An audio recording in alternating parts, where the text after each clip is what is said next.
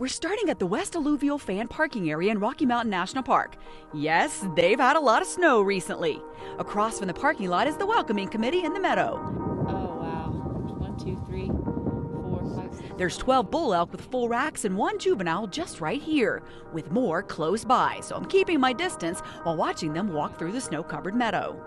With the sun shining down, it's time to get a move on. Beyond this point, the road is closed to vehicles in winter.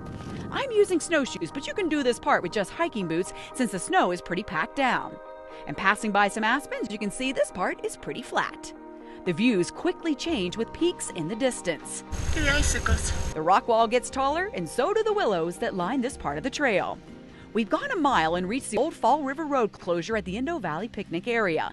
From here on, you need snowshoes or skis. Plus, you need to be ready for rapidly changing weather conditions, including wind and snow. Onward and upward as we begin our first uphill. The formations of ice and snow on the rocks are worth taking a breather to enjoy, and even catch a couple fall. This is also a wonderful spot to look back and enjoy the view of the willow-filled meadow. We keep gaining elevation as the road starts to twist and turn more. Remember the rapidly changing weather warning? Here's why. Snow is falling on the peaks as the clouds quickly roll in. After another mile and a half, we reach the Chasm Falls Trailhead. It's a short but steep trail that's not traveled much in winter. There's a wooden fence to guide you if new snow covers the tracks of others. Worth the effort though, right? I make it out onto the observation deck. Oh, that's cool. Literally cool as the water rushes down a narrow chute of multicolored granite and plunges into a small pool at the base of the 25-foot now iced over and snow-covered waterfall. Oh, look at that little pool down there. It's a hot tub to y'all.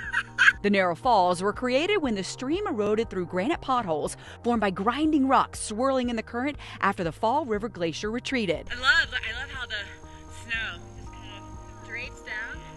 So pretty. It really is as the snow cascades down in a falling leaf pattern, with icicles looking almost like a gate opening the falls to a snow-covered stream. This is incredible. And the solitude and serenity this time of year is spectacular.